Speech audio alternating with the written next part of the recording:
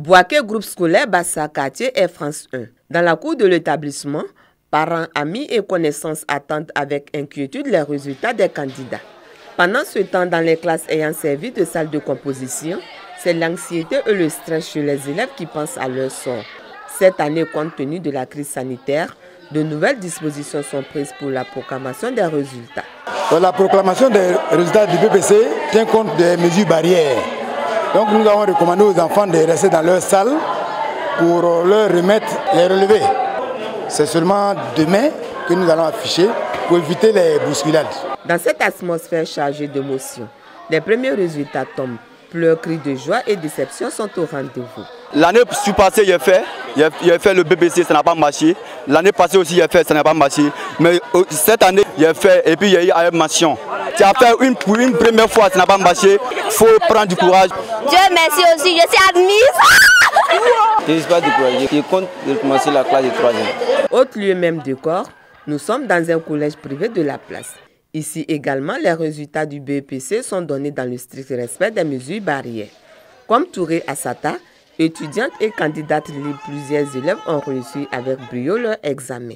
Une joie que partagent les responsables de l'établissement. Je suis trop heureuse, je suis contente. Je dis merci à Dieu. Vraiment à cause du Covid-19, on était un peu stressés, mais tout s'est bien passé. On pourrait dire félicitations à ceux qui sont admis et beaucoup de courage aux autres qui ne sont pas admis. Dans la région de Béké, la draine de Boaké 1 a enregistré 2648 admis avec un taux de reçu de 41,3%. Celle de Boaké 2 a obtenu un taux de 48,07% pour 7265 admis.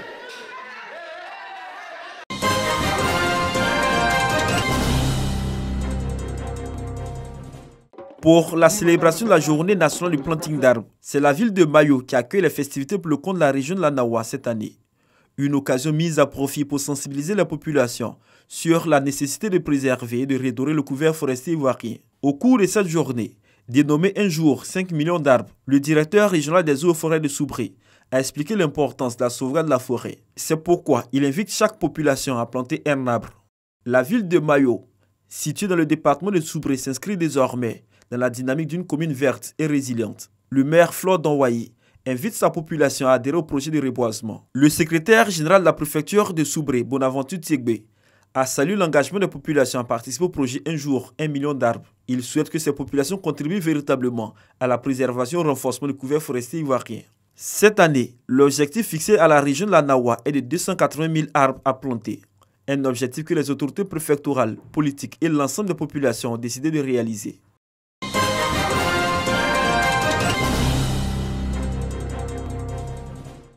Comment réduire les effets de la déforestation et ses conséquences sur les populations? Pour répondre à cette préoccupation, la direction régionale des eaux et forêts du Haut-Sassandra a lancé l'opération de reboisement pour la restauration du couvert forestier. Une opération dénommée Un jour, 5 millions d'arbres. Elle vise également à inviter les populations à s'approprier la politique de reboisement afin de réduire les effets du changement climatique. Planter des arbres en tout espace qui s'y prêtent.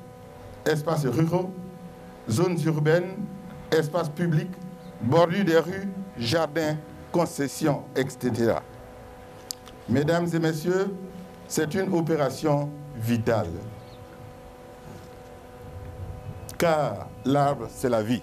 Cette opération a été saluée par les autorités préfectorales qui invitent les populations à s'approprier la politique de reboisement engagée par l'État. En cette période de mai-juin, en principe, nous devons connaître de fortes pluies. Or, ce n'est pas le cas. Et ce conseil est aussi valable sur l'ensemble du territoire.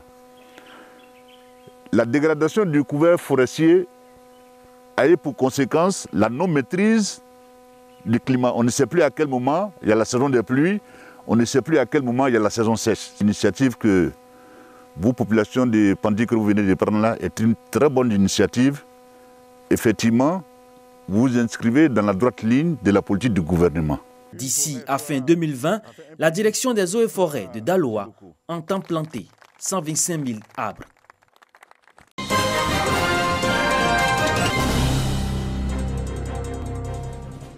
Venus des 39 tribus et 16 cantons que compte le département de Gagnoa, Ces femmes, au nombre de 200, sont des leaders dans leur communauté.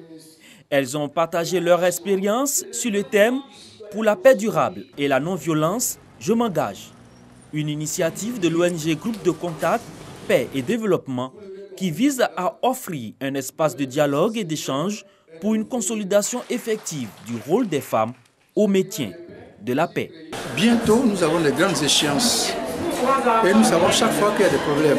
Donc, dire à nos sœurs qu'il faut qu'elles soient vigilantes, qu'elles puissent parler à leurs enfants, qu'elles puissent parler à leurs maris, pour qu'ils puissent avoir des comportements républicains. L'ONG internationale Groupe de Contact Paix et Développement entend, à travers ces rencontres, inculquer des valeurs de paix et de cohésion sociale à ces femmes qui constituent des piliers dans leur communauté. Aller voir les femmes dans mon quartier pour leur dire que la paix, c'est un comportement.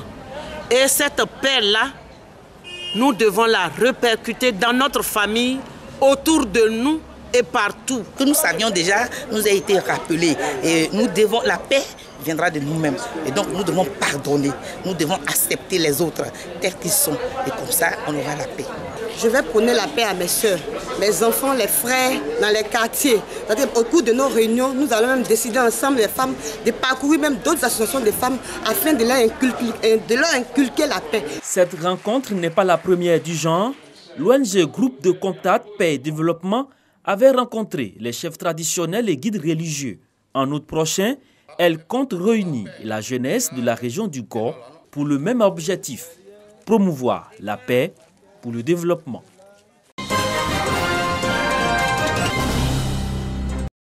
La récente crise sociopolitique vécue par la Côte d'Ivoire a contribué à la survenue d'oppositions constatées ces derniers temps entre les populations, surtout autour des questions liées au foncier rural. Une situation qui a de même fragilisé la cohésion sociale dans de nombreuses localités du pays, dont Agboville, dans la région de l'Agnébi-Tiassa.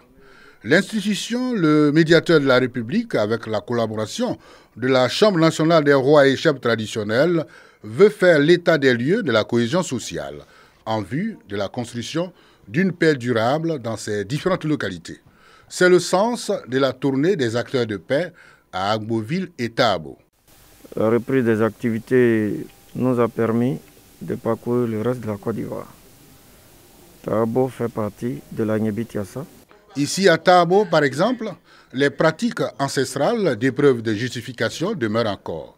Cette vieille tradition, de même le problème éleveur-agriculteur et les jeunes accros à l'alcool et à la drogue constituent également des obstacles à la cohésion sociale.